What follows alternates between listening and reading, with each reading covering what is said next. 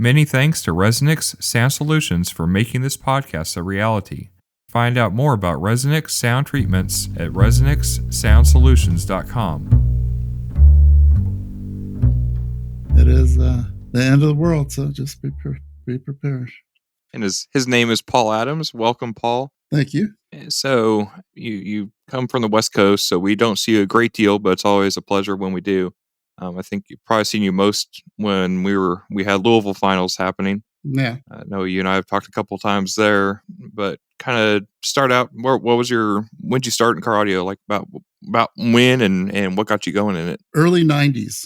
I wasn't a competitor like listened to most of the guys on the podcast, but it's funny because it was Krypton, the planet Krypton got me into car audio. A buddy of mine was building a car stereo and his car didn't drive for a year because he was building the system. It's kind of like now, but he's punch 45s and he said, hey, listen to this. And I got in the car and I'm like, oh shit. It was just rumbling and it was eye-opening. So I delved down that track. I didn't get into competition because I didn't know how to get in contact with anybody for competition or know if there was competition, but I just like music. And then flash forward to early 2000s, and I worked for a company that sold high-end cars and built high-end car stereo systems. And then flash forward to about 2010 or 11, and that was what got me into this most current scene. And it was Jim Becker that got me in, but I met him through Hybrid because one day I said, I want a car stereo system again. And I don't know what I was reading because there weren't very many publications out anymore, but I found something. I was doing some research and I said, these Hybrid speakers seem to be getting a lot of play. So let me look for some. And I'm looking and I couldn't find anything. It's Pioneer, JBL. It's the normal thing, Alpine. And I'm like, no, I want these. So I couldn't find anybody. So I called you guys in Georgia and they said, oh, where are you at? I said, I'm in Torrance. And they go, oh, well, we got our guy that distributes out there, Jim Becker. This is his number. So I said, well, he's like 5 miles from me. Okay. So I went and talked to him and he had Big Red. It wasn't competing anymore, though, but I saw it and I'm like, shit, this is a scary truck. Big old holes in the floor where the subs used to be. And did he sell the 5 1/4s in the dash at that point, or did he? Everything was there except for the subs in the floor. I got you. Even the flow through was there and the amps. So I never listened to it, though, because he didn't want to play it without the subs in the floor. So I'm like, okay, no problem. But I got my speakers. I was happy. It was just a 2-way speakers system. And one day I was talking to him and he says, oh, well, we're having this get together. And I'm like, oh, what's that? And he goes like, oh, we just get together and talk about music and stuff. I go, oh, okay.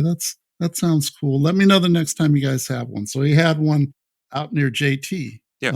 If you don't remember JT. Yeah, man, it was big. It was, we had a lot of people at those get-togethers and it was probably, 30 people. Oh, wow. Between 20 and 30. Yeah. And it brought food. And one of the guys that competed, he used to work for American Honda Print Shop and we would do events over there. And it was nice. And then I got to listen to some cars and I go, shit, this is what they're supposed to sound like. We were selling at the place that I worked at before. We were selling, you'd buy a Rolls Royce and then we'd put $50,000 worth of sound stuff in it. And it didn't sound like that. It was boom, tss, boom. Tss. and this was an Alpine F1 system with the full blown system. And I'm like, wow, okay. And the car I got in, I don't know if either of you guys ever got a chance to listen to Michael's Avalon, but it looked like you would need a tetanus shot after you got out of the car. This is Michael Silverman, and the nicest person in the world. I went to the event. He walked up to me with a big smile and said, "Hey, want to listen to my car?" I go, "Okay," and then we walk over to it, and I go, "Do I want to get in this car?" And how you have somebody that a girl that and she's nice looking, but she's not really your type. And Right. you're talking to her. And the more you talk to her, she starts looking a lot better because you guys have so much more in common. And then it's like all of a sudden you go, "Oh, she's beautiful." And that was Michael's car. You got in it, you're like, "Oh, okay." And he turned it on, and I'm like, wow, this car sounds really good. And it started to not smell. It started looking good. And for the longest time, it was probably one of my favorite sounding cars. And we had a lot of really good cars during that time period. But he was an incentive for me to continue to go into competition. And one of the bigger factors was Scott Welch and Jim Becker. Jim's always been there tuning for me. And then Scott Welch, the first year that I built my Lexus, the second Lexus, the first Lexus it tried to compete, and it was just horrible. But it did well enough to beat Richard Pappison. And Richard said, okay. And then Richard stopped competing for that year, and he judged. And got enough points. And then we went to state finals. And I listened to the car again, to Richard's. And I just looked at him and I said, shook my head. I stuck my hand. And I said, congratulations. He said, what? I said, for winning. He says, there's no way my car is going to sound as good as this. And he's just smiling. And that year he won state. And the following year is the year that he got on the Cup with his Honda Civic. Yeah. That was awesome.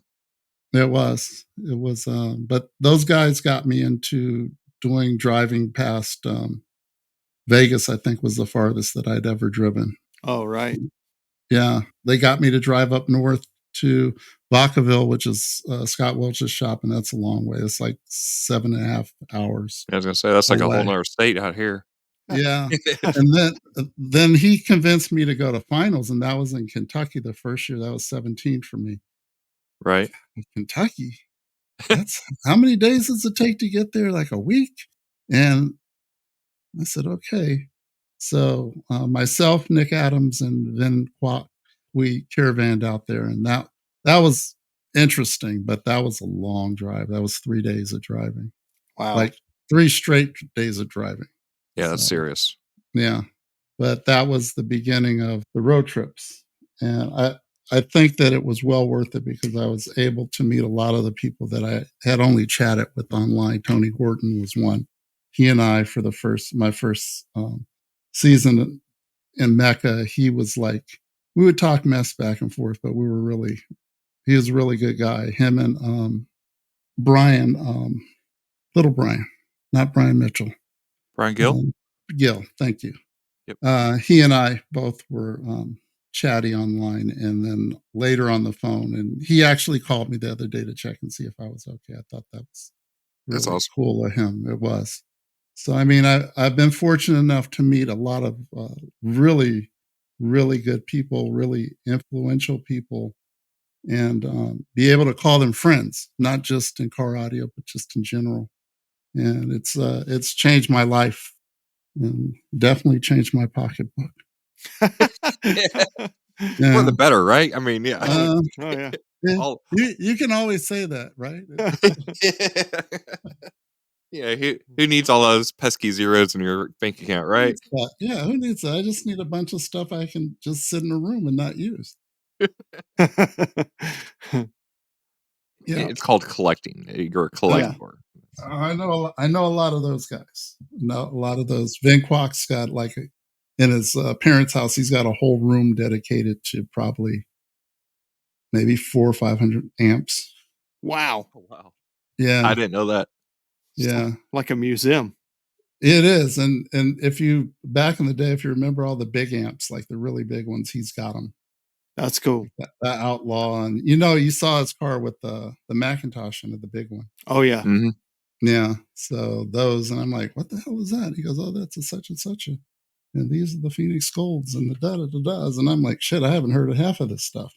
I can just imagine Vin explaining that in his, like, right. I mean, I can feel the excitement right now. Like, yeah, guy, come on, we're going to do this. Exactly.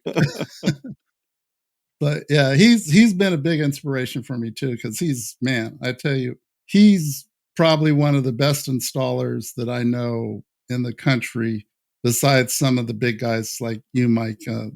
That level for somebody that's not an installer, he does really, really awesome work, which is scary for some of the guys that actually do that for a living and their work doesn't look half as good as his. Yeah, I mean it's kind of a tough thing, because you'll see a lot of the DIY type guys that'll do some, absolutely incredible work.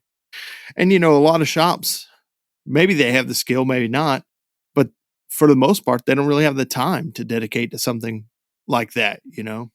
The customers probably won't pay for it in the area that they're at, so it's kind of a tough thing. So it's cool to see his skill, because he really has a knack for it.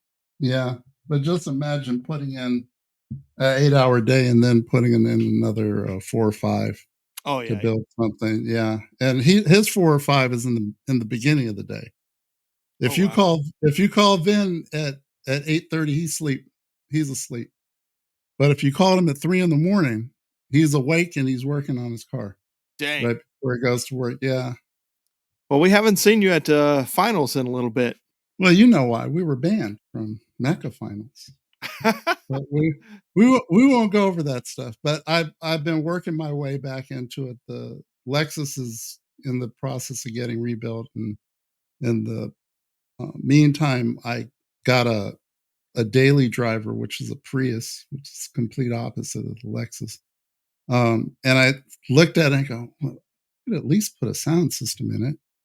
And I haven't done a sound system. And that one, I said, you know what? I'm going to do it. I'm going to go out there and do it. I learned how to do some of this stuff with a lot of guys. Jeremy Mullins helped me out, and Vin's helped me, and Scott Butler. And I said, you know what? I'm going to do it myself. And it at first wasn't the prettiest thing, but it was efficient. Sounds okay, I think. I think it's competitive. It's getting there. And it sounded really good last time I listened to it. Yeah, it's getting a lot better. But it was fun to do that. I'm way too old to do this stuff. In the Lexus, the funny thing is, John Lewis will tell you, I got stuck in the trunk. The trunk is just long enough for my body where I can't use my legs to, if I'm head in, where I can't use my legs to grab the bumper to pull myself back. And I'm just fat enough where I can't turn around and get on my knees to back out. So, one day I was sound deadening in the trunk, and I'm like, I can't get up, and there's nobody here. And I just started laughing, and I'm like looking, I'm like, oh shit, I can't even reach my cell phone. And I barely was able to scunch over. But one day I was in the trunk doing the same thing, and John Lewis was there. And I like, John, can you give me a hand? And he says, what? I said, I think I'm stuck. And he just starts busting up laughing, and he's looking, and he says, hold on, let me get my phone. Yeah. I'm like, what are you talking about? He said, I'm taking a picture. I said, just give me a hand. So he got a little joke where he says, just call me if you think you're going to be working on the car, call me and let me know if you need a hand to get out of it. I don't know how you guys do this stuff, Mike. It's tough. It's physically demanding. It's for the younger crowd. It definitely is. Each year, I try to think of how many more years I can do it. Man, I'd have to wear knee pads, and I'd need to have like a rig that I could use a winch to pull myself out of positions. Like even getting up off the floor is like a task. I'm like, oh, I'm stuck. I'm sitting outside the door, like sitting on the ground. I'm like, how am I going to get up? It's the whole bending over thing. Yeah. Bending over and standing back up. That's the hard part. Who put the ground so low? Yeah. That doesn't make sense. And then we all get lowered cars, and that's even worse. Oh my God. Yes. Well, thank God. Why are we purposely making this harder and spending so much money to do it? Exactly. And you want me to cut while I'm down here? I can barely move and turn. Yeah. But it is fun. It keeps me out of trouble sometimes, except for when I get stuck in a car. But yeah, it's definitely a passion. It's enjoyable. Again, being around so many people that are so gifted in all aspects of building, sound design, and hardware. I mean, we're really fortunate in California. I'm running True Amps, so the guy that builds the amps, and he literally builds them in his office, is 40 miles from me. Oh yeah. And that's John Yee. And Brian Mitchell and Arc Audio, they're right up the way. Zapco's right up the way. We had Alpine folks coming up to some of the competitions. They've been in and out. They haven't been so much lately. Then we're blessed with Mike Nichols, who's got US Audio. His stuff sounds really good, and he just debuted his car yesterday at an event in Riverside. It sounds really good. Did he do something? Yeah. He's got a Honda Accord with Morel speakers, which Casey, in Kansas, where is he? Arizona. He's not far, but he usually comes out to events for us. So he's running stereo integrity subs, Morel front stage, and then his SQ amplifiers, which sound really, really good, especially for the price. Yeah, and he's been around forever. Right. From back in Zed days. Yeah. And then he's around here too, actually. He's still around. I think he's still because you guys just had a competition, like you said. Yesterday. Yeah. And there was, 30 cars there? At least. This is about 25 to 30 cars. People coming from down as far as San Diego and as far north as Santa Barbara. What do you attribute to the success and the fantastic turnout that you have at the shows over there? Richard's diligence to keep everybody relevant. He's always pushing for shows. As you know, Mike, even with you guys back east, trying to keep shows as frequent as possible. He's doing a show today, which is SPL show. Thank God he's doing the SPL show today and not the SQ show today and the SPL yesterday. But he's doing that, and I think he's single-handedly trying to help keep car audio and make it relevant. I know he has a lot of help. It's not just him. And he was passed the flag from Jim Becker for Mecca. And Jim taught him and Linda how to tune, and they've gone off into a whole different level with when they were competing. They were pretty formidable. And then the next level became their judging style and input. That was the really good thing for us, is getting so much feedback from them regarding competitions.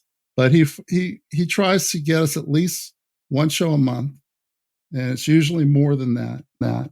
I think that's the biggest push. And then we have a lot of people that are trying to help on the sides, myself and people like Mike, the Halls in Ohio, helping out. And now we've got Angie down in the South helping in Florida. So, I mean, I think the inspiration is like a fire. It's caught on, and now we've got people doing what they can to keep it above. And then we've got people like Clifton doing the big shows, which I always teased him about not coming west. So I guess this is as close as west, but I do appreciate it. And I'm glad that you're continuing on with SQOLOGY, because it keeps a lot of people informed and everybody's listening to it. So it's really entertaining. SVR has become one of the real checkpoints for the sound quality world. It's the weekend where competitors bring the work they're most proud of, judges get pushed, and the community shows up ready to listen. If you care about sound quality and the craft behind a serious build, SVR is the place to hear what's possible in a proven venue, with a field of competitors who don't coast. Details and registration info are available through the Steel Valley Regional Facebook group or by contacting Larry Chijner. SVR 15, July 17th through 19th, 2026 at the WesBanco Arena. Plan the trip now. That's the goal, is to at least have something to, that's relevant to, like you said. I think relevancy is a really good word that you used on Richard, and I think it's the same thing. I mean, that was kind of the whole goal with the podcast in the beginning, was to be more of the, it's out here in the Midwest, obviously, as we were talking before, when you're covered up in 18 inches of snow and ice, it's a little bit difficult to predictably put shows together. Yeah. But so having that ability to kind of tie us together as a group of individuals during that time where we can't be competing as much, I think, really helps to kind of keep those connections alive, because it's easy, especially in the winter, especially for those of us in some of these states that get covered up. It's easy to kind of forget about it and lose sight of it. And I think it's one of those things, or even a hobby. I mean, one of those things when I was really got heavy into photography before I got heavy back into car audio. And one of the things was, kind of drilled into me by several key people, was like, you just got to do a little bit of it every day, like just something, touch it. If you don't do something with it every day, you're gonna lose grasp of what's going on with it. And I think even people in the industry, it turns into moving boxes and a job. And a lot of those people tend to kind of wherever you can kind of tell at what point it turned into a job for them, because they kind of have put, they've kind of cemented their knowledge and growth at that point. And so it's like, well, if you think what's relevant, was SACDs, and that's the best thing that you should be using for your audio system for the source material, then you might not have kept up with things.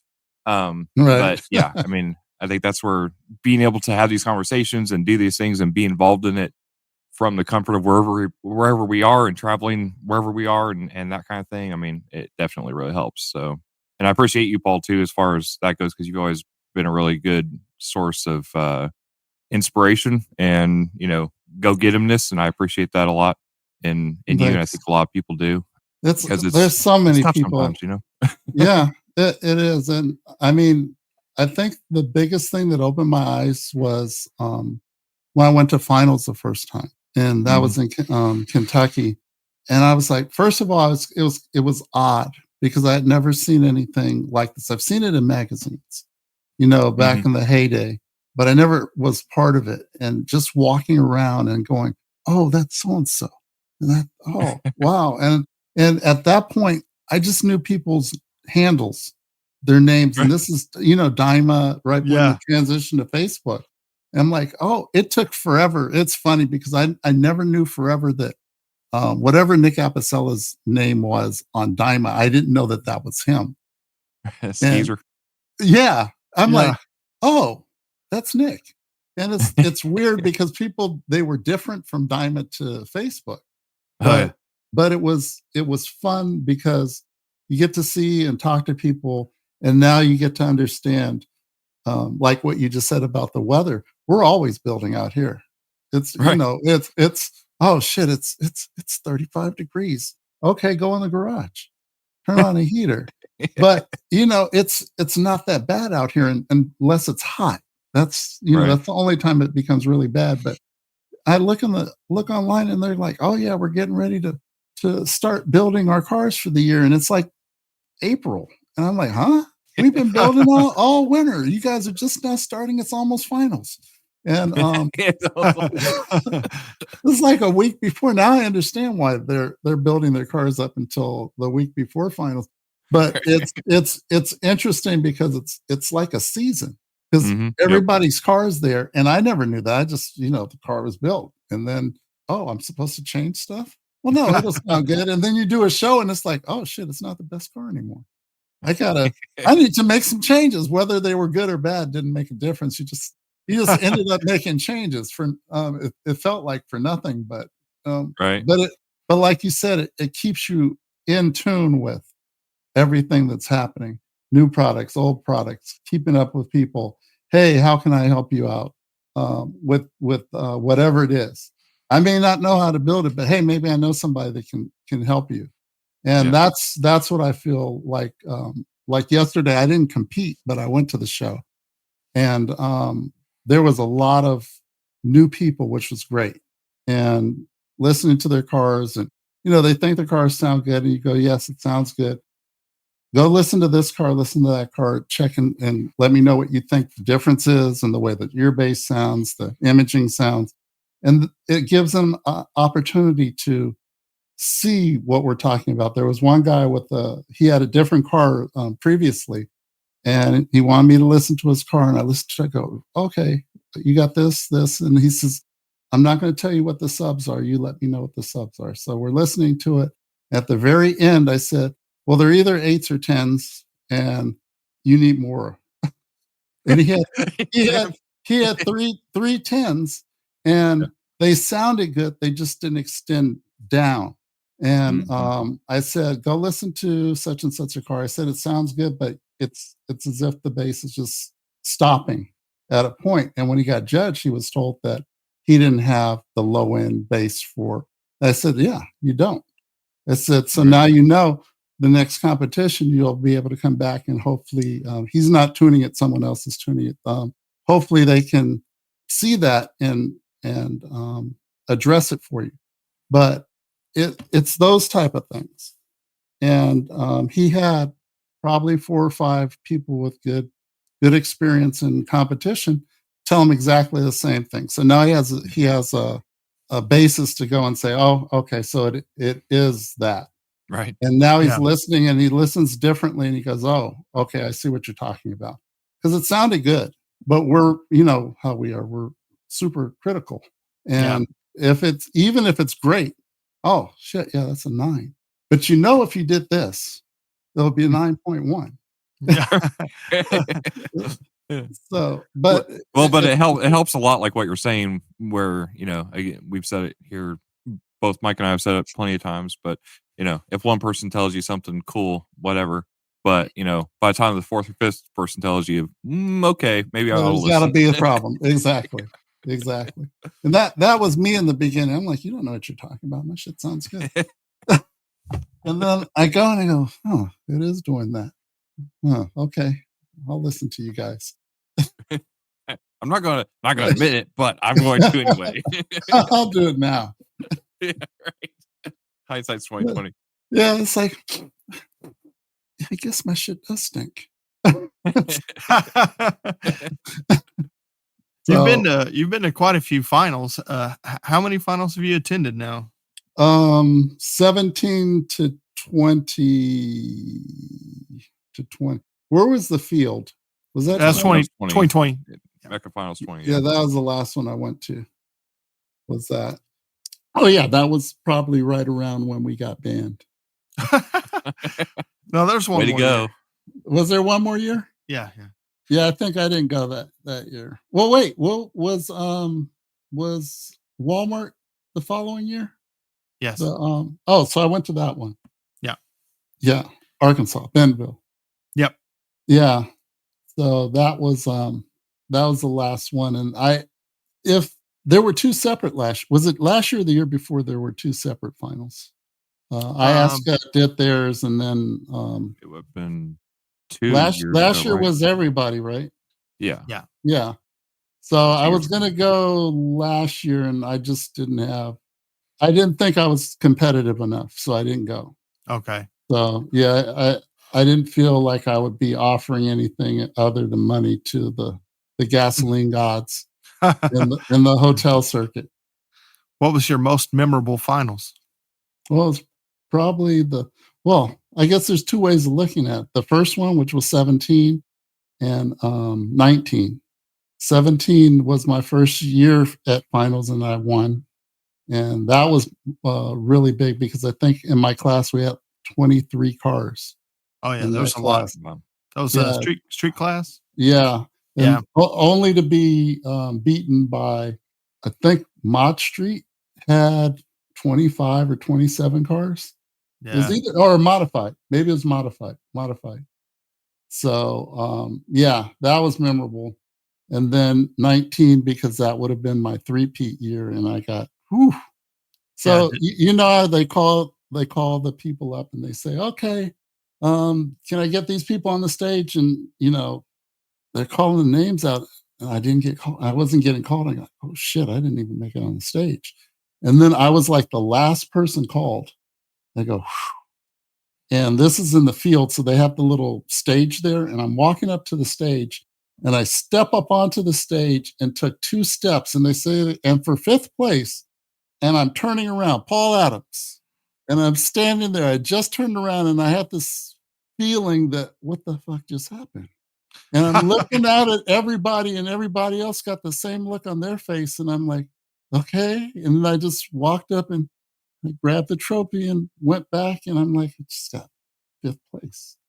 And I'm like, most people would be like, oh, sweet, I made it to the finals. I got 5th place.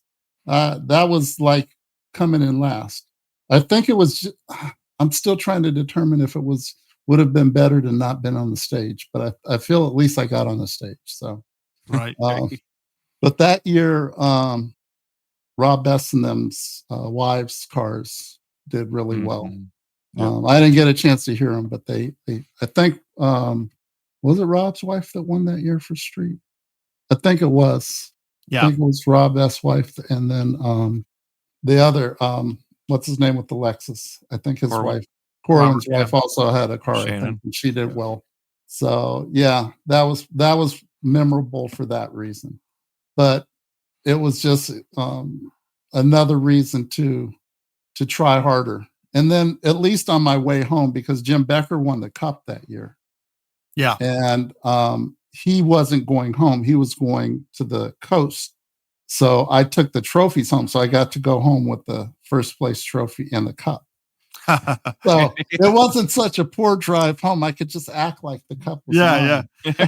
Yeah, he won the Gates Cup that year. Yeah. Yeah. So I'm like, okay, at least I got the Cup with me. But that was interesting. That was cool. Yeah. It was a fun finals. I mean, it was smaller, but it was a lot of fun. Yeah, it was the one person I think I felt the worst for at that finals was Larry Ng, because he was on the first day, he was the last car judged. It was pitch black and it was raining when he got judged. And it was a long day. And I'm like, oh, he's either going to get some love or he's going to get quick judging, because it's tough to be going in all these cars. And then now it's cold and raining and it's pitch black and everybody's hungry and tired. And yeah, I think, I don't want to say he got shafted, but I'm sure his score may have been a little bit bigger if he was, scored earlier. But it's just the luck of the draw.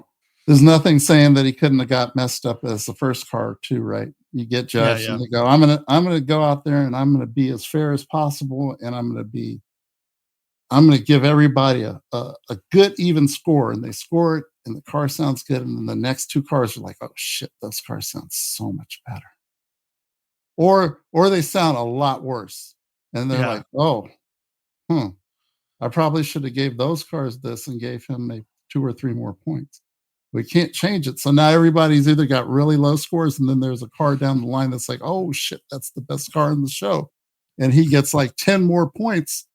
And the other car may have been a point behind, but now because he was, judged earlier and the judge said, I'm going to set the standard, his standard was probably 5 points less.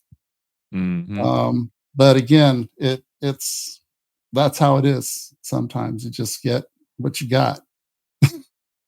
You've done some judging, haven't you? No, just in my mind. Judging other people. You don't want me judging cars. So. He's always judging. He's just not filling out the sheets. Judging and judged. Well, so I work at a car audio repair shop, and not car audio, but car repair shop. And we had 2 shops, and one year we had a training session, and Matt and his wife came out, and they did judges training, and that was the one time I did judge. So there's, they're going over everything, and they say, well, you can't chase the people away. You can't give them and this is mecha training. So it's like, you can't give somebody like a 50, because, they're not going to, you may break their confidence and they won't come back. And I'm thinking to myself, if I got a 50 and I want to be a competitor, I want to know what I need to do to get a 70. How bad? What is it? What's so bad? This, and this. Okay, I need to fix that thing. He said, don't be that guy to give somebody a 50. So what happens? We go and we do 2 people's cars. There's 3 of us, and we go judge each person's car in the group of 3. And the two people that I got, I gave 50 somethings to. and we come back and Matt goes, yeah, I don't want to point anybody out, but we really don't want to give out these low scores, but somebody was that guy. And I raised my hand. I said, I'm that guy. Me. That's it. I'm not going to hide it. But in fairness, the two people that I gave the scores to, one of them I thanked. I said, I want to let you know that this is one of the most pleasurable cars. And he said, really? I says, no. But I said, I would really like to thank you because I got a lap dance from Nora Jones. And he says, what? I said, Nora Jones was sitting right in my lap. That's where your center is. Was Nora Jones sitting in front of me? And he goes, really? And we went over everything. He goes, okay. I said, make changes here, here, and here. And I guarantee you'll at least get 10 points. I guarantee easily. The other guy, I told him the couple of things. He didn't ever come back. That guy never came back. Yeah. But the one that did listen, he got 10 points. I didn't judge him. The judges judged him, and they gave him 10 more points than I would have gave him. And ever since then, his scores have constantly gone up. He had a horrible person that was tuning his system. We helped him getting a different person. So Chuck over at Audio Systems starts tuning his car, and his car's sounding. He's always competitive now. Always. He's either between first and third in his class. Always. Nice. So he's hung in there, and for me, it's refreshing because he comes back. He goes, I want to thank you, because if you didn't tell me the truth, I would have just kept the car the same way, and then I would have just been out here competing, not winning. And I go, the system has always looked good. He's always had really nice looking cars. They just didn't sound that great. Now they look good and it sounds good. And it's because of him. So I think that's the biggest thing that I like, is that people that want to listen and they make whatever changes they need to make, and their scores slowly go up, whether it's a half a point, quarter point, 5 points, but they start winning, they start getting better, and then they're not getting, they're getting third or first. That really feels good. But yeah, you don't want me judging. I don't think I have the ear to listen to see what the whole sound sounds like, but I can't nitpick like what you guys do for judging to say, okay, this or that. I know where the center is, where the edges are, but yeah, I'm a forest guy. I can see the forest. I can't see the trees. Yeah. It just takes some focused practice, you could definitely do it. Yeah. Yeah. I'll leave it to the people. But I don't want to. It's all good. Yeah. It's just like tuning. People go, oh yeah, you can tune the car. I said, I probably could, but you know what? I don't have, that part doesn't excite me. It's probably one of the most, for me, it's the most important. I'd rather go out there and throw my back out and try to build the car than try to tune it. Because I sit there with the tuners right now. Scott Butler's tuning the Prius, and I sit there with him, and I'm looking at it, and I'm like, oh, I didn't see that shit. Okay. And that was a big change. And I'm like, okay, that's really different. And now we're doing phase stuff. So the phase is what's very interesting to me. It's a new era with everybody using Smart and JL Max and all the other things. But in the end, after you go through all that, you still got to sit there and tweak it to make it sound like a human would listen to it. Well, I mean, I think, phase was always kind of an important thing, but before a lot of the pro audio type tools were being used for car audio purposes, there wasn't a great way to see it. So, you can listen to it and hear that something is wrong. You can tell that it's kind of out of phase, but you don't really know which part to adjust. You know exactly. what I mean? So these newer technologies definitely give you the ability to get to a better spot quicker. Yes. Yeah. I believe. Yeah. You can probably figure it out in 2 seasons, right? Where the problems or you can figure it out in an hour and a half or 2 hours. Yeah. So, and then get on to the really nitty gritty part of fine tuning it. So, yeah. So we're in a wonderful era So I talked to a gentleman, he and his son came up to the event yesterday, and they were listening to the car. And the father used to install in the 90s, and he was showing me pictures of the cars he's done, and his son's got the bug now. And it's really cool to see generation. Yeah, what word is that? Thank you. How and he didn't pass it to his son. His son just picked it up that he wanted to do sound systems. The father said, "Okay," and now they're working together. And they're not young. They're the son's probably in his late 20s, but they're both working on a build for the son's car now, which is pretty cool. Because the father showed me a picture of him when he was as young as his son is now, and with some old trophies and 1985 Nissan 200 SX. I guess, Mike, you're going to be out here next week? No, not next week. I think Cassie's going to be there. Oh, that's right. It's not. It's going to be Cassie, Nick, and Brett Lynch. Yep. I'll be there for the one at Brian's shop. Okay. So that'll be the next one I'm out in California for. Nice. And Clifton, when will you be out here? I'm not sure right now. It's not snowing. Usually Richard and I figure that out about 3 days before I get there. So you get a call the night before the plane. You're getting on the plane right now, right? Yeah. Huh? I'm gonna need some help. Oh, okay. Well, he doesn't actually say that. It's more like, man, I'm kind of overwhelmed on this. And I'll be like, hey, you want me to come out? He's like, yeah, that'd be great. Okay. Let's do it. Yeah. That is funny. He's so he came down from, you know how far away he is. Well, maybe you don't. He's about 5 hours from down here. Right. So he came down and he went to CES, and then from CES in Vegas, he went to Riverside yesterday, and then he went to, was it San Diego? I think the show was San Diego for the SPL. Sorry about that. The SPL. I know, huh? And then he's going back up home. No, he's going back to Vegas. His folks are there, and then he's going to fly home. Okay. And then go up to Scott's for the show next week. Right. What's that? He's a busy man. Scott Welch's 6-judge show. I forget what it's called, but I'm assuming that may be one of the few last shows for him out here. Okay. Right. Before he skedaddles. Yeah. I don't know where he's going. I think he's heading Mike's way, something like that. That or you're in Tennessee, right, Mike? Yeah. Yeah. Either there or I think that's where he's heading to. I don't know. I haven't talked to him. He was specifically.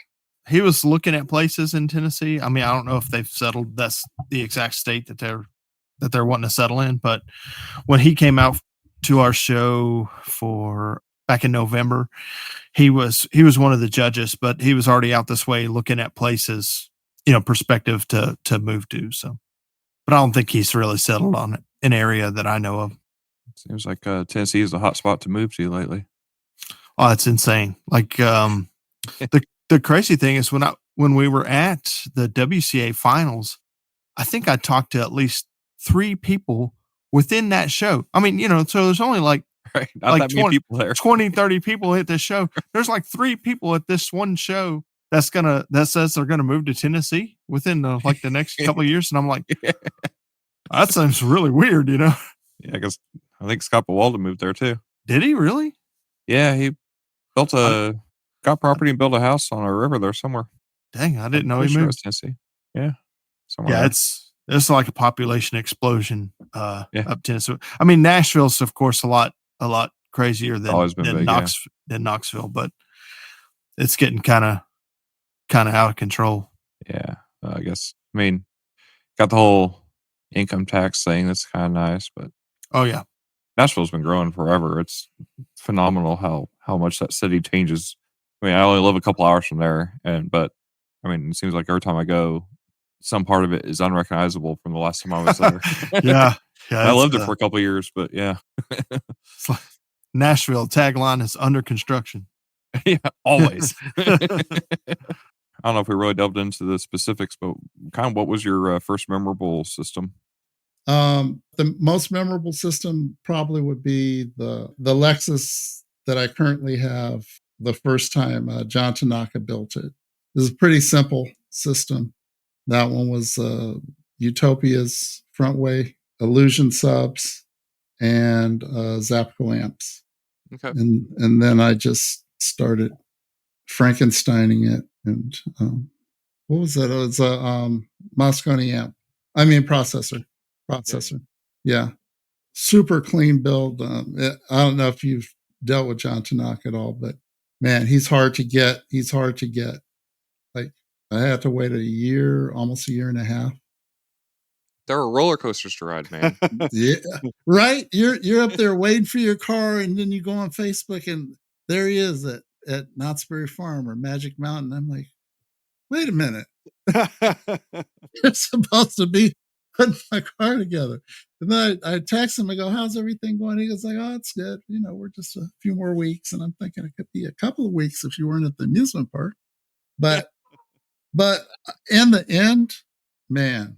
The car came back and I'm like, all he did was put tweeters on it. That was it. And then everything else I tell people when he does the work, everything is where it's supposed to be and not a quarter of an inch where it's not. So the wires what you're putting there if you're going to replace it, it better go exactly there or it won't fit. Because everything to the millimeter was measured for everything. And it was a great system. But then we started, the speakers just didn't do what they needed to the next couple of seasons. So that's when we started changing things up. And eventually the car ended with, the only thing left in that system was the some of the wiring, and speakers were slowly changed out. The mid basses left first because we needed more punch, and then the mid ranges left, and the tweeters stayed for a little while. And I think the last thing to go out of those things were the amps and the subs. And now the car's all dines and scans and true. So, but that was. It was drivable.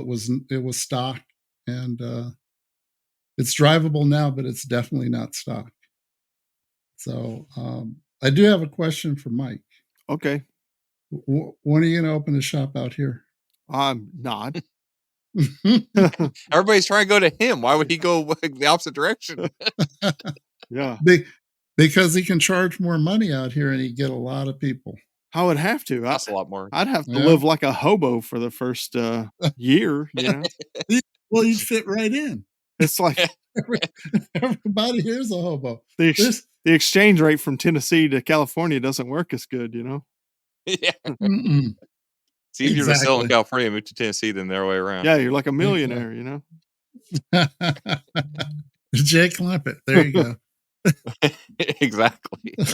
Yeah, I think that's probably one of the biggest problems that I see in our industry, besides marketing the products, is good quality installers. There are a lot of good competitor installers and some competitors that do well, but for the most part, for the industry itself, not for competition, but for the industry, there's not enough good installers. I think there's quite a few pretty decent installers. I think there's not hardly many that focus on sound quality, type setups, because, when you look at it, unfortunately, how many active competitors do we really have?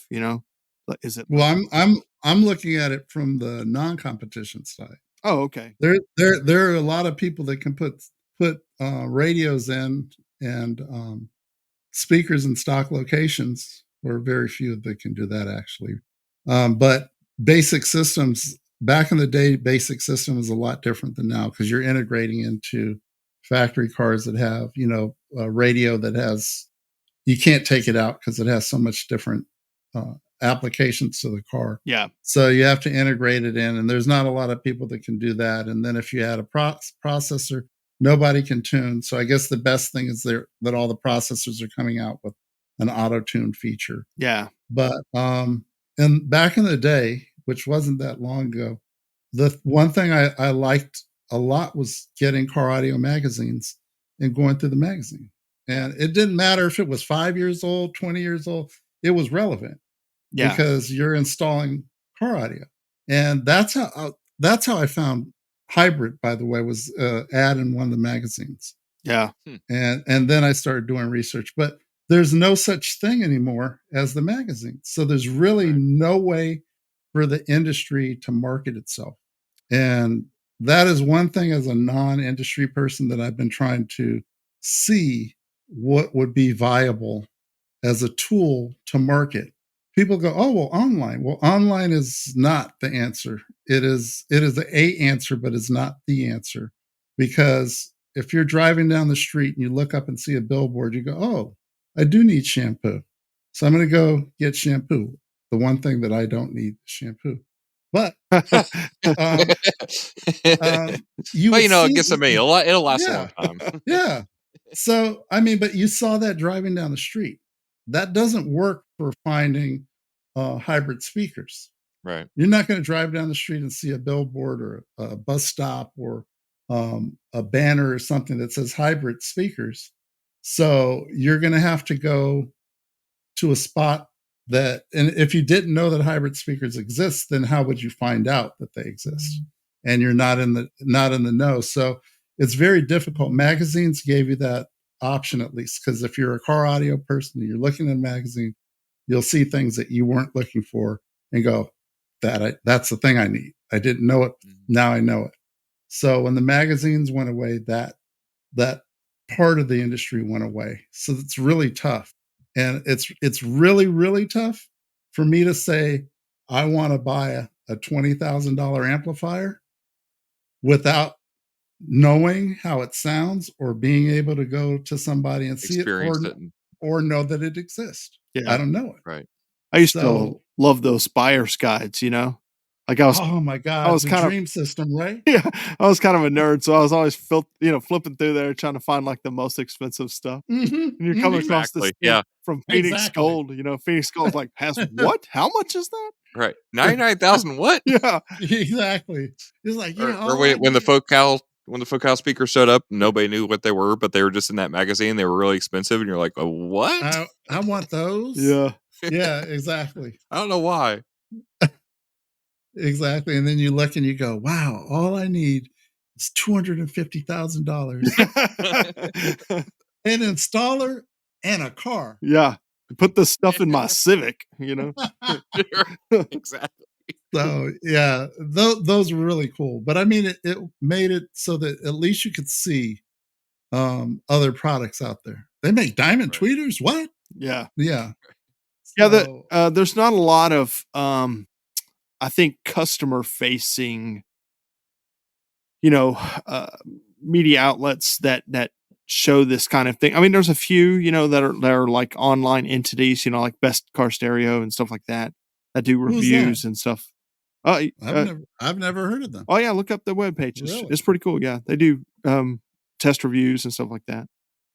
So there's a couple, but it just like you said, it's not well known, and so that's kind of the difficult thing now. Because right now, with everybody that has their own website, how do you know what is good and what is not? Everybody's just standing on their own rooftop yelling, "I'm the best," but there's no way to know that. Well, it costs the most. It's got to be the best, right? So, well, I think part of that too is the industry has pushed, I think rightly so to a certain degree, but it's made it hard to have a unified voice. With the shops are taught from the industry to market themselves versus the products, because the goal is for the customer to come in, whether it's word of mouth or direct advertisement from the shop or whatever, but the idea is to brand the store, and then whatever the customer needs, the store will provide the best solution for it, versus somebody, you might still see, I don't even know if Mike, you can answer this better than me, obviously, but I don't know that you get as much of the people coming in going, I want a Rockford Fosgate, or I want a JL Audio, or I want a, such and such. It's more rare, and when it happens, it's one of the I would call them legacy brands. That was right, real Mhm. big in the late '80s, early '90s. right, To mid '90s, and it's usually an enthusiast who used to have some really Doesn't cool know. stuff, and then they've been out of it for like 20, 30 years, and now they've got some expendable income and a cool car, and they want to Right. put something together again, and they haven't kept track of it in quite a long time, so they're just leaning back on what they remember, and they remembered Orion used to have super awesome stuff. Right. Give me some MB quartz. Right. Yeah, there you go. So I mean, they don't know, because there's not, like Paul had just said, there's not really these media that tells you kind of what's the thing now, Right. and there's not a lot of coverage of competition, so you can't see, oh man, this is what the winning guys are using right now. So I mean, it's really tough for a consumer to know, what's good and what's not, because there's a billion brands out there now. Right. Well, on the flip side, you'll get as many people criticizing competition, or Absolutely. being, well, it's because of this or that, and a lot of it, a lot of that is valid when it comes to products, because really, I mean, even though I'm obviously involved at the brand level, it's one of those things where I know that I could come and drop my car off to Mike and say, "Here's 10 grand. I'm going to come back and I want it sounding good." And I wouldn't even have to think about it. Yeah. And whether I know what brands are in there or not, if my goal is good sounding audio, I don't have to think about it when you bring it to somebody who is competent in what they're doing. But finding one, there's not that many competent people, to your point, Adam, earlier, as far as installers go. I would say installers are easier to find than somebody who can put together a system, install it, and then actually properly tune it to Mhm. have, Yeah. to have the desired outcome from those products, from that install, from the fabrication that goes into it. I will take a B tier fabrication install job to, have it set up and tuned properly. But yeah, I mean, I don't know where's the incentive there is tough, because there's not that many people going in droves to try to get this done. Right. So you end up with key people in each region. I think, it's like people go to Chris Pate in the South, they go to Yep. Mike in the East, they go, and you kind of have those areas divided up where people just kind of travel, where they can go somewhere that they trust it. So I don't know. I'm not arguing that it's a problem, but I also don't know that there's a whole lot of return on investment on a solution. Yeah. Right. And tuning's kind of a thing. I mean, I think it's very super important. Obviously, I enjoy tuning. That's my favorite part of doing car stereo. But it's one of those things that's it's a tricky thing, because to say that this guy is, or whoever's a great tuner because they won some contest, well, that's valid within that construct. But at the same time, I've totally made the mistake of tuning a person's system from that point of view, and at the end, they listen to it and they're like, well, it doesn't have any bass. And I'm like, okay, well, we can turn the bass up. You know what I mean? Like I had to turn it down. I had to turn it down like 15 dB to match the target, So I mean, Right. so I keep going up until they're like, okay, there. And I'm like, all right. So then, the same thing on the top end, they're like, it needs to sound more crispy, whatever that means. And I'm like, you mean Like chicken. you mean like more treble? They're like, yeah. So they like grab the, the treble control on their head unit and they turn it all the way up, and they're like that. I'm like, okay, we'll just turn it back down and we'll do it in a DSP. Yeah. And then so we do it, and they're like, see, doesn't that sound way better? And I can't honestly answer this. You know what I mean? I'm saying, so I remeasure it and, recapture the target and, their system response. And, I'm like, it looks like you may have some high frequency hearing loss, that and that's why you like it to sound this way. That's not a wrong answer, honestly. Because at the end of the day, you're the guy that has to listen to this. And so Sure. that for me is kind of like the hardest part of tuning is, like tuning for competition is easier for me because I kind of know what most judges kind of want, is collectively, not each in particular judge, but I mean, like collectively, I kind of got an idea of what they want. But each individual person, customer that walks through your doors it could be radically different. And so that's always the hard part, is knowing what they expect it to sound like when it's done, Well, and the harder part of that is not only, I think the hearing loss can be overcome to a certain degree if they have a proper reference. Sure. But when somebody is used to hearing their car a certain way, and then they come in, and then you end up, it's somebody winning the lottery and not learning how to budget. Like they're going to be broke in a month because, Isn't they're that going to. everybody? they're going right back to what they expect, and I think it's the same thing here. It's like you can make the best sounding system on earth, and most of the time, if it's properly tuned, I still will argue that people should be able to walk away and enjoy it with some moderate adjustments especially on bass and whatever else, and maybe some treble. But too many people don't think about it at all, and it's like, well, if it's I run into this a lot in motorcycle audio. It's like, well, if it doesn't hurt, it's not loud enough. It's like, well, yeah, I can make it louder just by, turn up 2.5K about 16 dB, and you'll love it. So there you go. and that's where education definitely comes in. But I'm sure Mike can attest to this. Like, educating every customer is not always very easy. Like, they want come in, spend the money, have an easy solution, and be done. Yeah. I mean, like, so that's a difficult thing. Yeah. I mean, yes, I want to show them sound quality because, I love sound quality. So, I mean, oftentimes we'll have a vehicle or vehicles that are on hand at the shop that we can have people listen to. Because when they say, I want it to sound good, well, what does that mean? What's good? What is good? So we'll listen to some of the vehicles and like, is this what you're talking about? They're like, yeah, but with more bass. I'm like, okay. So but that's an easy thing to do. But it's hard to do after you've built it. You know what I mean? So if the guy says, I want it to sound good, and you put like a 10 in there and, tune it and it sounds good, but now he wants 15 dB more bass. Well, that's tough to do now that you only have 110. Right.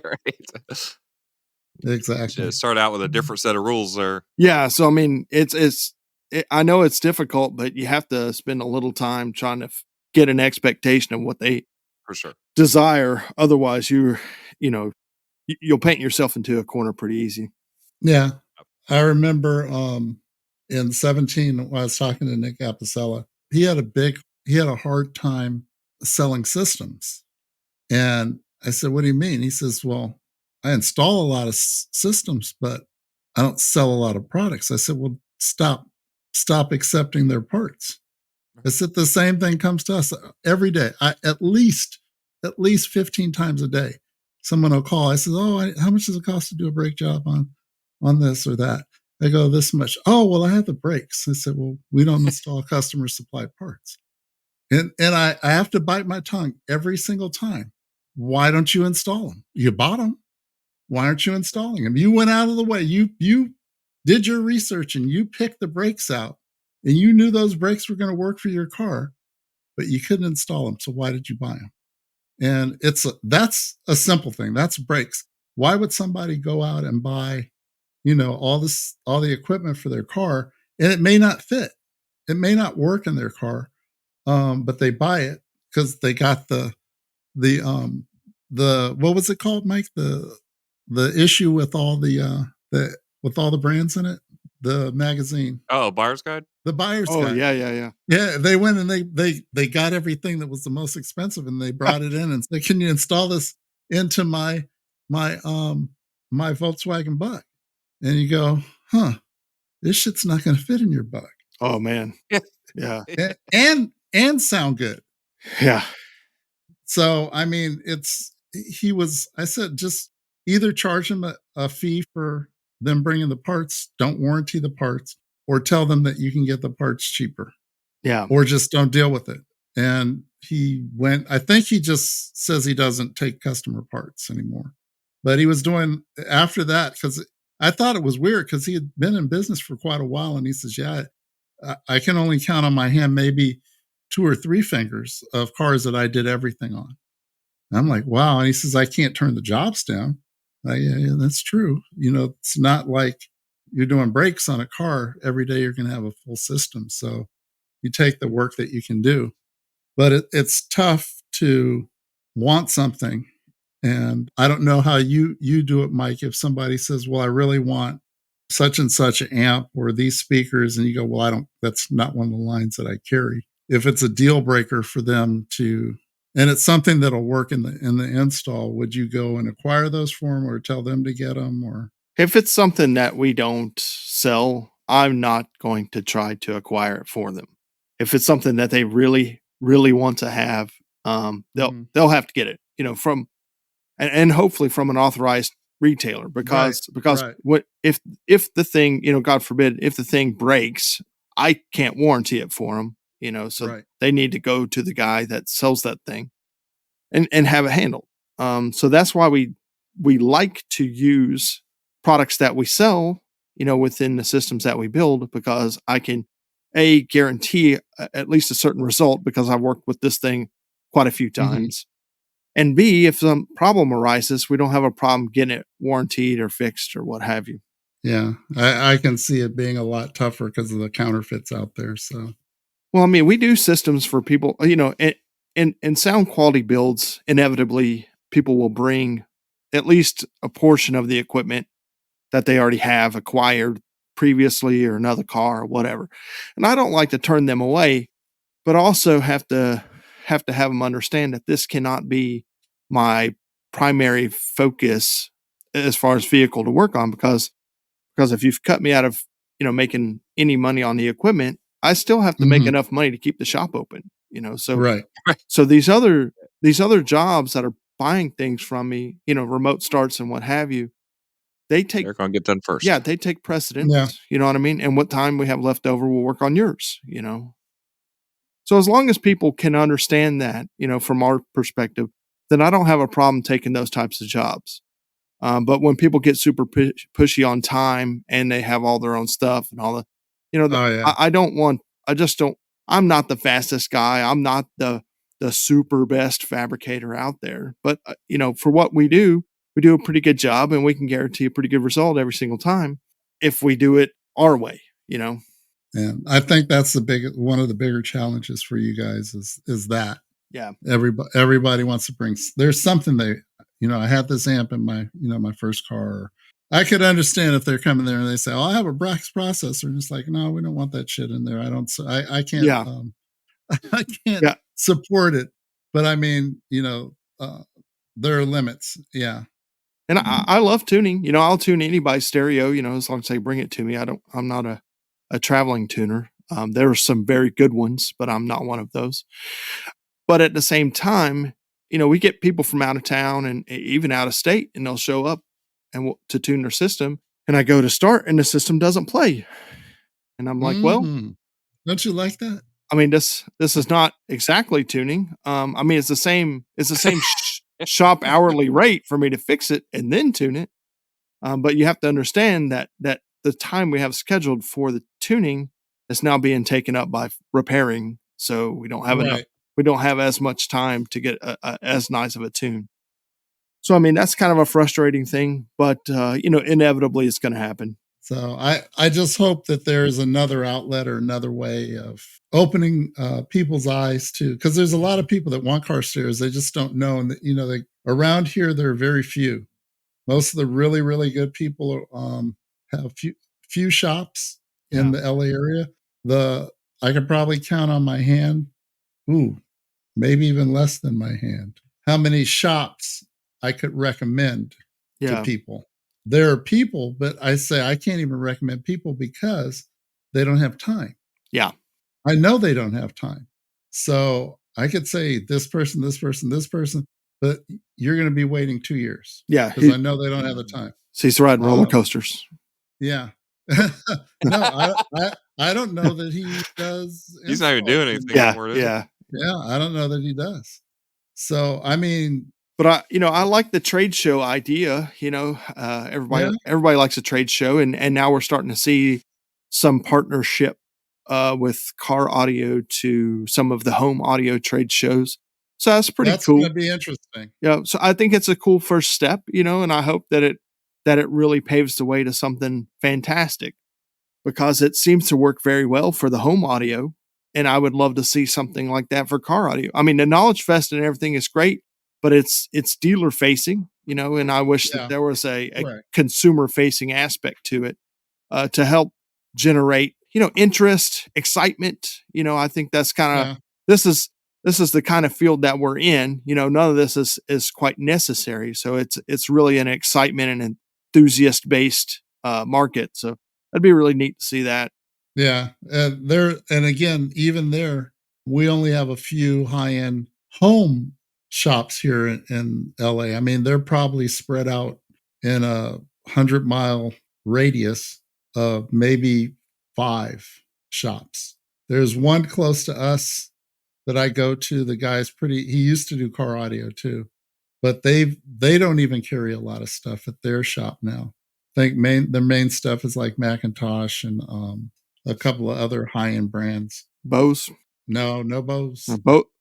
Bose bought Macintosh. Oh, you're right. That's right. Oh, shit. And then there's another place that has really, really good high-end stuff, but they're always doing trade shows. So they'll be closed during the week sometimes. Oh, right. Yeah.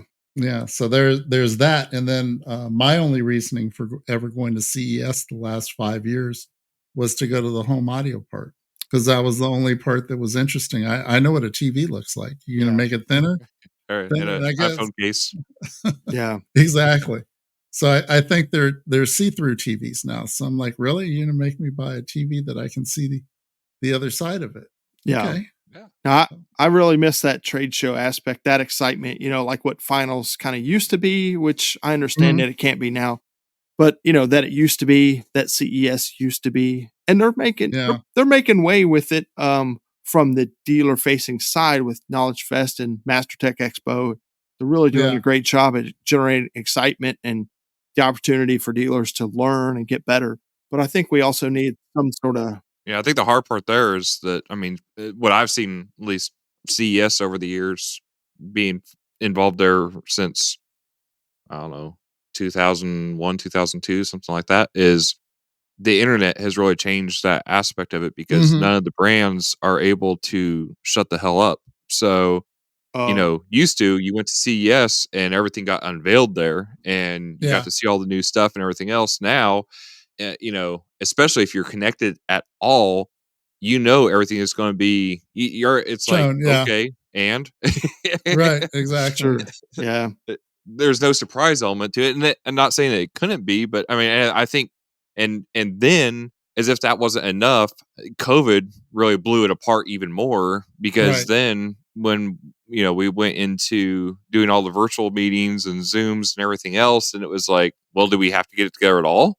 And I think that lasted for a little bit. I think that's reversing now, where people are like, yeah, we kind of do.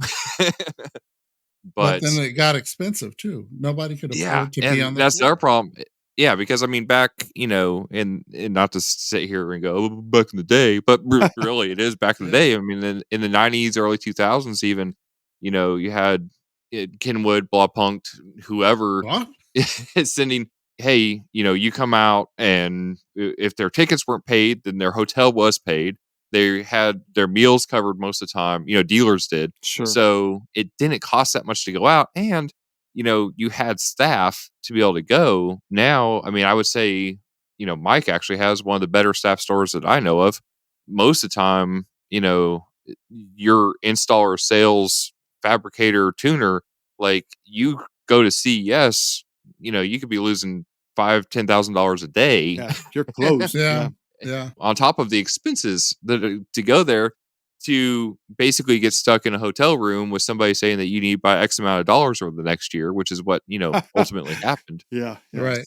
So, and these shows from a, manufacturer perspective, I mean, I would say like the late 2000s, 2008, 9, 10, a little bit, and then a little bit beyond, was really kind of the end of those being big selling shows for the brands.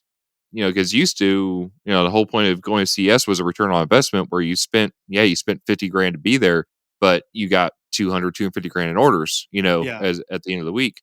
And now, you don't even get, or it's like you just show no up orders. Yep. and you go, hey, look, yeah, we're all still in business. Oh, look, I saw all the people I already know and who I've been talking to forever. And and that's the hard part with competition too, when it comes to brands being involved, because if you're involved enough to be involved as a brand, 95% of the people there probably already know you, Yeah. so it's a matter of staying relevant with those people, and I've seen both sides of this where, and hybrid over time has evolved and changed and everything else. And so I've seen both sides of this where competition is 90% of the focus and to 50% of the focus to none of the, it's like you can kind of see how all those varying things happen. And unfortunately, at a certain point, when for most brands, when they're coming in and competition is a focus, it's because that's their primary target. I mean, that's Sure. the majority of their, but I mean, I would say hybrid saw more success in that, more success in that growth within competition up there with brands like MB Corp back in the day. We had a huge amount of penetration, but that can only last so long necessarily because, people who are in this are kind of countercultural to begin with. Like, you don't want to come in to have what everybody else has. That's the whole point, is to have something better. Right. Right. Right. So if you come in and everybody is running the same product, it's like, well, I don't want to run that. Everybody else is running that. Yeah. What's the next best thing? And then if you have a lot of success as a brand, then you get the target on your back that, you're buying competition or you're stacking the deck or you're doing all this. So the more success you have, the more people are like, well, why are more critical of that success, And so it's like, no matter what you do at that point, you're wrong. It's like, there's no winning, and you get to a certain point, and so you have to broaden out that scope and pay your bills another way other than just competition. But then once you do that, then your return on investment on the competition becomes more of a beneficiary donation. It's more like this is how we got our bones, so we're going to keep throwing money at it. But you're not really expecting a return on investment because there kind of isn't, because everybody knows who you are. Exactly. Yeah. So it's like, you kind of help make the people involved feel better about you, kind of, it's a goodwill gesture, basically. And I'm talking very bluntly and candid about it. I consider everybody within this a friend. So I'm not saying that, as far as that goes, but, it's just that's the hard facts of it. So, Yeah. Like what you mentioned earlier, Paul, kind of alluded to with Alpine, like Alpine got involved with competition and they kind of, re-engaged and everything else. And then went, okay, how much time and money and expenditure do we really have to put into this when we have this huge wheel to keep going? And this is this little tiny ratio. Everybody knows who they are. Yeah. And it's such a small portion of their business that it doesn't pay to focus that much resources on it, Yeah. Even if you had your products in 100% of the active competitors' cars right now, I mean, what is that? Like 100 Oh, people? it's still nothing. Yeah.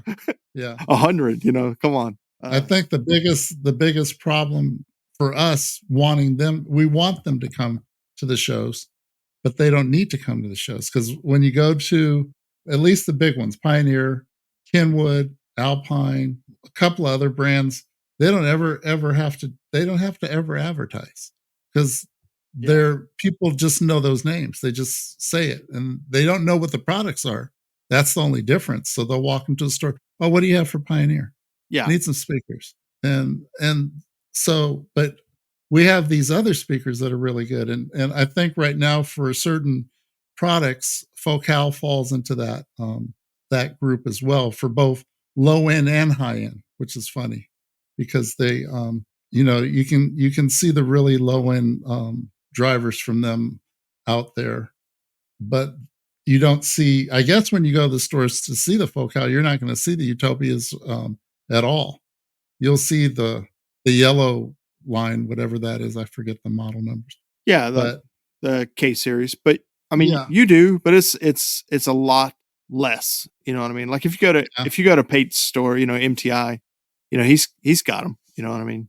But but not everybody. Obviously, because it's a pretty huge investment to have flagship speakers sitting on a wall, to try to sell to someone, and you already know it's going to be like the top like 5% of your customer base anyway. So it's a pretty huge expenditure to try to top down sell, Yeah.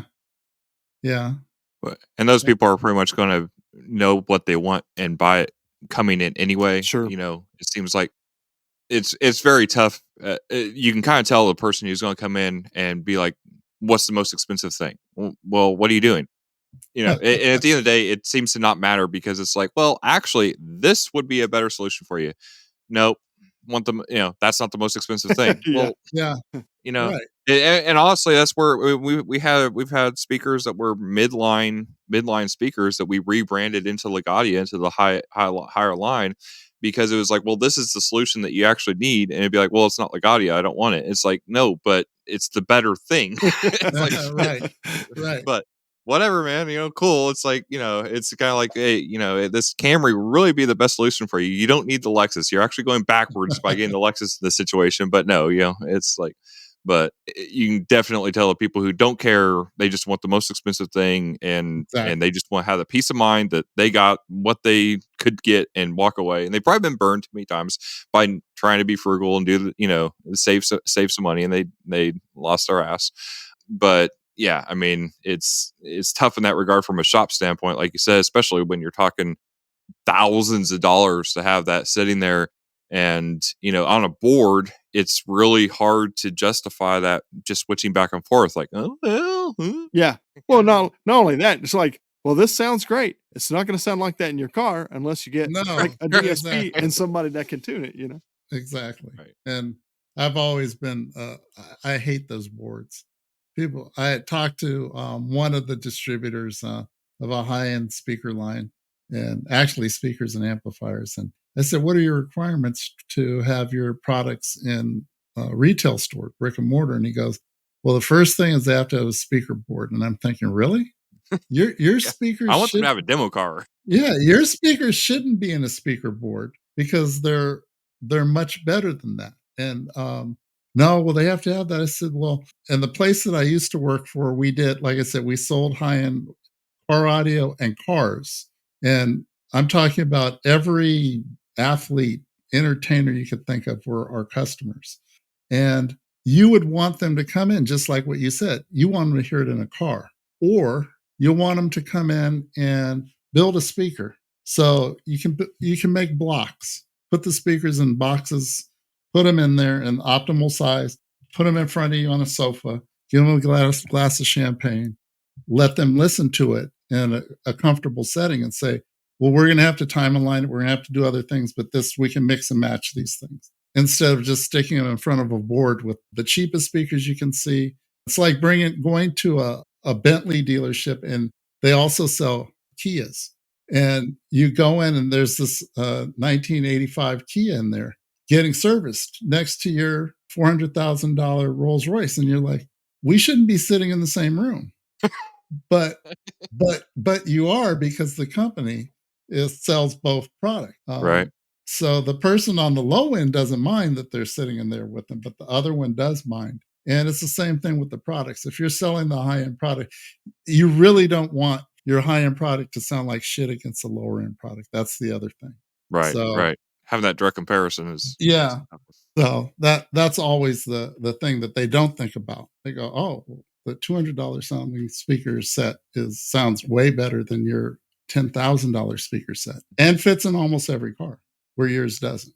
When are you guys are doing finals this year, both of you? World, I guess Peter said it's not world finals, but right, yeah. He doesn't realize the United States is the center of the universe. So it is world finals. But I actually thought that was cool for him to come here and get new business. That's a bold step, to come out of your country and go abroad. I wish we have a lot of people that are at that level, but they don't do the same type of, I guess the way that he markets himself is different. I think Nick is kind of like that with little, but to be confident enough to go out to another country and then just not peddle your wares, but offer your knowledge, because he has a lot of knowledge. It was very, very And I know it's for money, and it doesn't matter. But the fact is that he actually came out and he's done what other people say they would do but haven't done. So hopefully it's ruffled enough feathers where some other people will take a leap of faith and do what he's done. Maybe that'll help the industry as well, is getting people out there, pushing the envelope of their knowledge and spreading it, and showing people what their cars, the true capability of some of their cars can be. It's a little few tweaks here or there. And I like the tuner challenge. That I think that opens a lot of doors for people like Michael to show their skill. Yeah. Well, and that's where, I mean, personally, I like it that way. And it's been something, like I said before, that, I keep trying to figure out ways to broaden it and hone it and everything else. But to take away those differentials of, well, yeah, because it's one of those things where you do the best thing possible out there, and then you immediately end up with criticisms of how you did it because, like Black Betty, for example, and it's like, well, yeah, it doesn't matter what it sounded like because the install was so insane. Okay, well, I mean, the point was to win, like, right? Yeah, it had to be, right. And and it's so or from a brand level, having a big team again. Well, you guys stack the deck. Well, again, okay, sorry for doing the job. Right. But with the tuner challenge, it takes away those variables of, it's not because of the car you had, it's not because of the install you had, it's not because not because of the tools you had or anything else. It's really, which there are, obviously they can't have the tools, but I mean, there's only so many tools out there. And I think that even levels the playing deck a little bit, because I think some people rely too much on the tools to sell themselves. You know what I mean? Yeah. Being able to really throw it out there and be like, hey, what can you do in a real world situation in a limited period of time? That's the other thing, is like, obviously we can make these things sound better if we are able to go back and forth on them and spend a year iterating it, Yeah. it's going to get better. But here's what you can do under this time crunch, within these parameters, within the limitations of the vehicle. I think those things that are kind of, to a certain degree, tying a hand behind your back, at the same time, it's kind of freeing because you don't have to think what if, Yeah. you have all the same boundaries that everybody else does. So yeah, you basically have to boil it down to the parts of it. You know what I mean? I have to make sure, the time correction is done. I have to make sure I EQ each channel, and so on and so forth. But you're not overdoing it. You just know you have to get through this step to get to the next step to be able to get done on time. And then if you've done your process well enough, then at the end, it's good. So right. Whoever has a good, efficient process that's done it quite a few times, they'll do well. Yeah, I think that surmises it for some of the shops that are trying to do bigger installs now and can't tune. This would show them that if you have the knowledge and you don't need to have the full packet of skills to do it, but at least you can do something a decent amount of time and get your customer, get the car out in a quick fashion, and then bring them back and do maybe a secondary or longer tune for them. Absolutely. I mean, I think 2 hours, an hour and a half to 2 hours is plenty of time to do a pretty good tune on almost any system that is working when they bring it to you. Mm-hmm. And I think that people need to practice for that, and shops that don't know, I don't have any like secret knowledge that has, propelled me to be, semi-successful. I learned what other people taught me. I've been to almost every tuning training that's offered, except for the one that Pete does. And I'd like to go to his, honestly.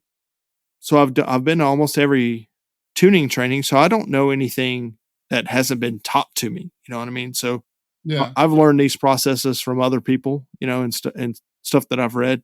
But you put it together in a fashion that you can get through it quickly and repeatable, so you can get a good result every single time. I think most people that are willing to put a little effort in to learn can absolutely learn it. Yeah, that's the issue. Is a lot of people don't want to put the time in. it's like me and Clifton have discussed this lots of times. It's like running or riding a competitive, like riding a bicycle and stuff like that. You have to keep doing it. You know what I mean? You have to keep you have to keep practicing because it's kind of like this expendable, knowledge or trait, that you have.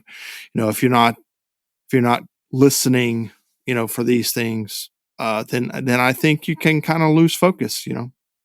Yeah, it definitely need to keep doing it, especially the ear side.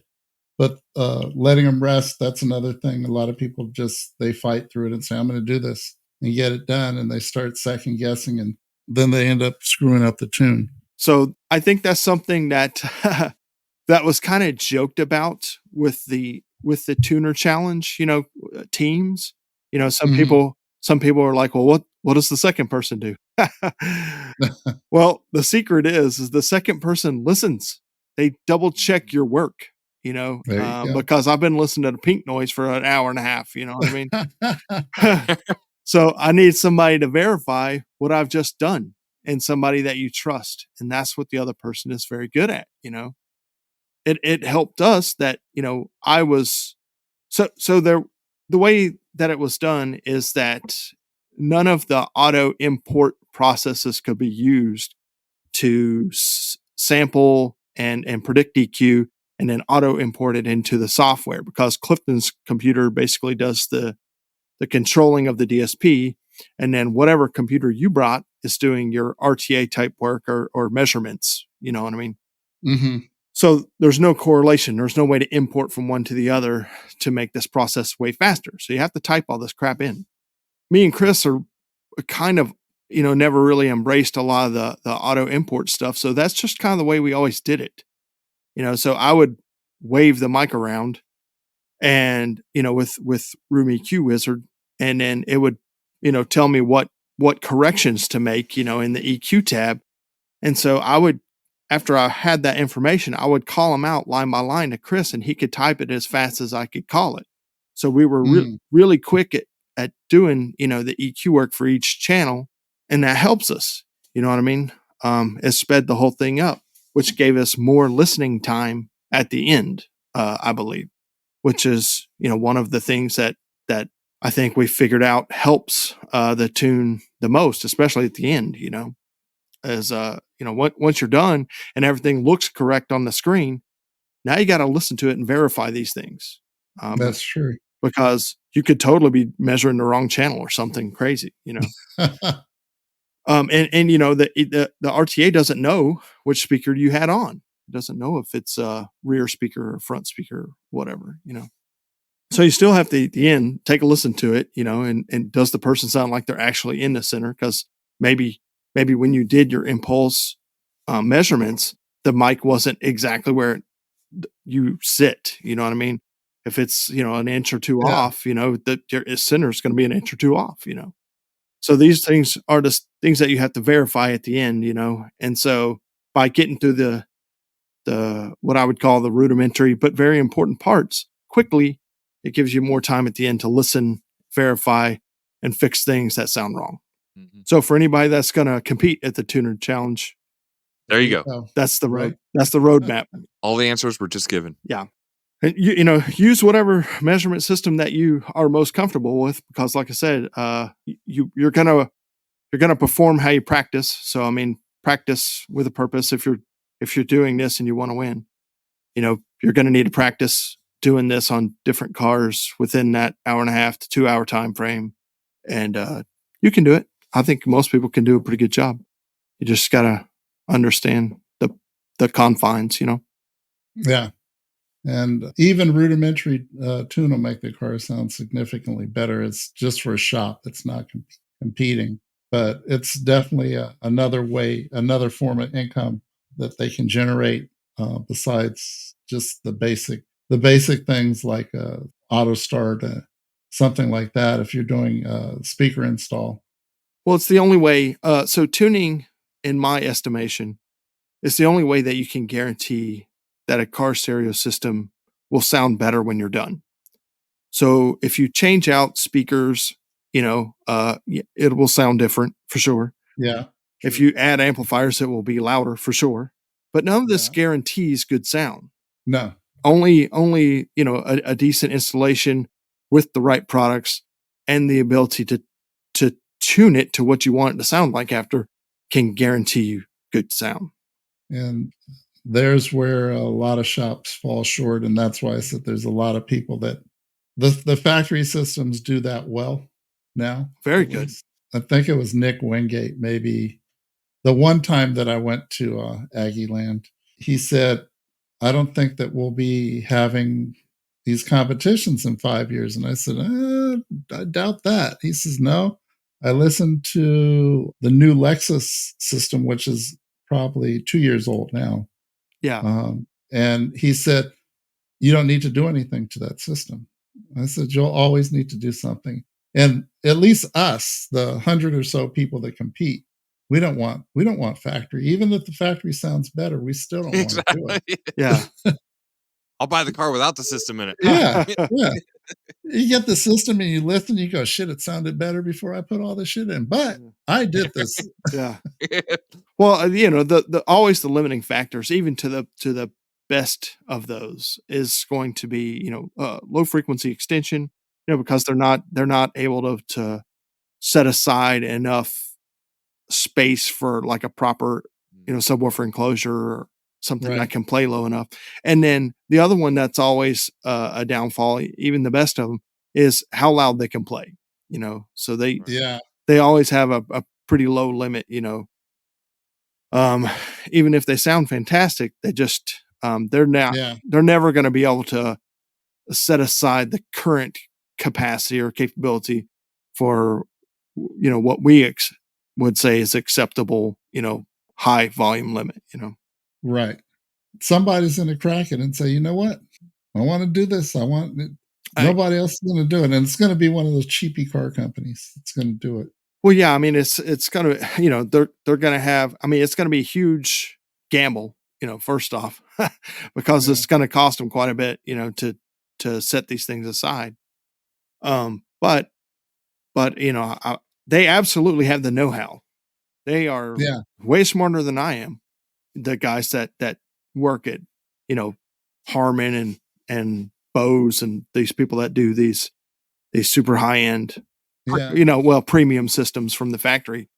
They make some of the cheapest stuff sound pretty good, So. Right. Yeah. I was surprised to find out how much they spend on those systems. Yeah. For everything. It's pretty cheap. They're super smart. They spend a ton in research, but not very much on the equipment. But the research you only have to do once, and then once you have it figured out, you can just do it to everybody's car. Whereas the aftermarket's so much different. Every car's different, so I can't. It's pretty tough to repeat the same thing unless you're like at Pate's shop where they do 100 F-150s or something, or another pickup truck that same type of rear seat, right? Yeah. So I mean, and that is awesome.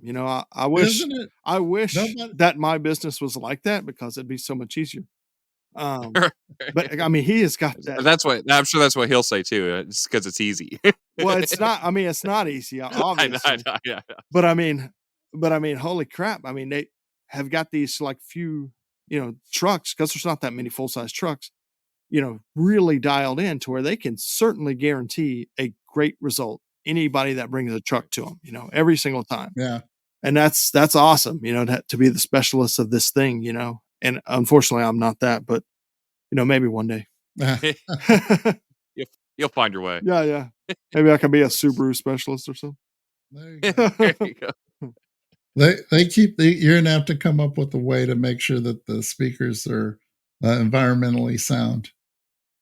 Yeah, all the Subaru people out here are the tree huggers, and they Pacific Southwest, and they hold on to those cars for about their grandkids drive. Oh yeah. Yeah, they have the highest resale value of any car company is Subaru, and really, is that what they say?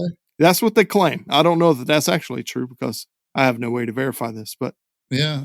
But and they also claim that they have the highest customer loyalty. So if you buy a Subaru, you're more likely to buy another one later down the road or something. But I don't know if any of that's true, but that's what they claim. Until somebody proves otherwise, they can make that. Well, it's a moving target. That could be Toyota next year or Kia next year or whatever. Well, not Kia, but yeah. Never know. Yeah. Again, I feel very honored that you guys took time out of your Sunday away from your families to speak to me. Right? It's been a pleasure having you on, sir. Yeah, man. I really appreciate you taking time out, and stay safe out there with all those fires going on around you.